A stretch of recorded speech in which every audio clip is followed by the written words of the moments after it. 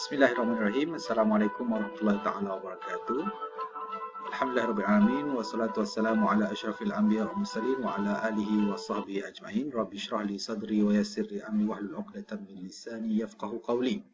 Alhamdulillah, bersyukur kepada Allah SWT kita dapat meneruskan untuk pembelajaran ataupun mengetahui sesuatu kes faraid ataupun belajar mengenai ilmu faraid melalui berdasarkan kes-kes yang melibatkan waris si mati. Pada kali ini kita akan cuba menyambung ataupun datangkan kes-kes yang lain dengan waris-waris yang lain. Kita akan datangkan 3 contoh lagi, iaitu kes yang keempat, kelima dan keenam. Okey. Untuk kes yang keempat, kita datangkan contoh kes iaitu seorang perempuan meninggal dunia dan warisnya ialah ibu, suami, seorang anak perempuan, seorang anak lelaki, 3 orang saudara lelaki seibu sebapa dan 2 orang saudara perempuan seibu sebapa. Okey. Inilah adalah contoh untuk gambaran kepada kes tersebut. Gambaran keluarga iaitu ada ibu, anak-anak kepada si mati iaitu terdiri daripada 2 orang, anak lelaki dan anak perempuan. Ada suami dan juga adik-beradik kepada si mati. Okey, penyelesaian bagi kes ini begini, kita catatkan terlebih dahulu waris-waris kepada si mati. So dalam catatan kita melihat bahawa ada waris yang terhalang iaitu adik-beradik si mati yang tidak dapat bahagian masing-masing. Kerana apa? Kerana mereka sudah dihalang oleh anak lelaki kepada si mati. So kita akan ditulis sebagai hajab ataupun terhalang supaya tidak mempengaruhi pengiraan pada bahagian penyelarasan ataupun saham masing-masing. Kemudian kita masukkan bahagian waris-waris yang akan mendapat secara fardu ataupun digelar sebagai ashabul furud. Dalam kes yang keempat ini, kita kata ibu adalah waris ashabul furud yang mendapat bahagian sebanyak 1/6 kerana si mati meninggalkan zuriat dan juga beberapa orang adik-beradik. Suami si mati mendapat 1/4 kerana si mati meninggalkan zuriat dalam kes ini, dan anak lelaki dan anak perempuan 2 orang ini akan mendapat secara baki ataupun istilah yang digunakan ialah asabah bil ghair. Kemudian kita tentukan base number ataupun yang disebut sebagai asal masalah, disebabkan di dalam pecahan ini ada 2 nombor iaitu 6 dan juga 4. Apabila kita berjumpa ataupun pertemukan ataupun mencampur antara 1/6 dan 1/4, maka pembawahnya bertemu pada nombor 12. Nombor 12 adalah nilai pembawah yang boleh menyatukan antara nombor dan 6 dan 4. Kemudian bila kita telah tentukan nombor 12 ini, kita kena cari saham untuk ibu dan saham untuk suami. Untuk ibu iaitu membahagikan asal masalah 12 bahagi 6 bersamaan dengan 2. 2 darab 1, 2. Untuk suami 12 bahagi 4, 3. 3 darab 1, 3. So ini adalah jumlah untuk ibu dan suami. Kemudian baru berjumlah 5 bahagian, sedangkan total jumlah kepada kes ini adalah 12. Oleh itu, untuk bahagian anak-anak adalah sebanyak 7 bahagian. Yang menjadi kemusykilan di sini ialah 7 bahagian ini tidak boleh dibahagikan kepada anak lelaki dan anak perempuan atas ratio 2:1, iaitu anak lelaki akan mendapat 2 bahagian melebihi bahagian anak perempuan, iaitu 1 bahagian sahaja. Disebabkan 7 ini tidak dapat kita bahagikan kepada mereka, kita ambil bilangan ataupun bahagian kepala yang ada kepada anak lelaki iaitu 2 bahagian dan anak perempuan menyamai 1 bahagian. So nilainya baru berjumlah 3. So nombor 3 inilah yang akan didarabkan kepada kes ataupun setiap pecahan ini, dan tetapi bermula dengan kita mendarabkan bahagian yang di bawah, iaitu 12 darab 3 bersamaan 36. 2 darab 3 bersamaan 6, 3 darab 3 adalah 9 dan 7 darab 3, 21. Yang ini adalah saham-saham sebenar yang selepas kita selaraskan yang perlu kita darabkan kepada harta sebenar si mati. Dan daripada 21 bahagian tadi kita pecahkan kepada 3 bahagian yang mana 1 bahagian menyamai 7. Sedangkan double kepada 7 adalah 14, maka itulah bahagian 14 untuk anak lelaki dan anak perempuan menyamai 7 bahagian. So nilai akhir itulah yang akan didarabkan kepada harta sebenar si mati. Ini untuk kes nombor 4. Kita datangkan contoh kes lain untuk kes nombor 5. Okey, seorang lelaki meninggal dunia dan warisnya ialah ibu, isteri, seorang anak lelaki, 2 orang saudara lelaki seibu sebapa dan 3 orang saudara perempuan seibu sebapa. Okey, dalam contoh ini adalah contoh kepada gambar rajah keluarga tersebut. Untuk penyelesaian kes, dia agak simple dan tanpa perlu penyelarasan kerana si mati hanya ada anak lelaki sahaja. Kita catatkan semua waris. Rupa-rupanya adik-beradik si mati sekali lagi tidak layak untuk mendapat bahagian. Kerana si mati meninggalkan anak lelaki. Okay. So, yang layak hanyalah ibu si mati, isteri si mati dan anak lelaki si mati. Ibu adalah waris ashabul furud yang ditentukan bahagiannya sebanyak 1/6 kerana si mati meninggalkan anak, zuriat. Isteri juga mendapat 1/8 kerana si mati meninggalkan anak. Dan berbaki kita serahkan kepada anak lelaki atas nama ataupun kapasiti dia sebagai asabah bin nafs. Cuba kita lihat.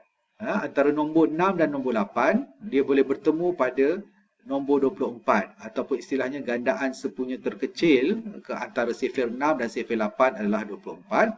Kemudian kita terus tentukan saham masing-masing iaitu untuk ibu 24 bahagi 6 darab 1 bersamaan dengan 4. Untuk isteri 24 bagi 8 darab 1 bersamaan dengan 3. So jumlah di sini baru berjumlah 7 sedangkan total adalah 24.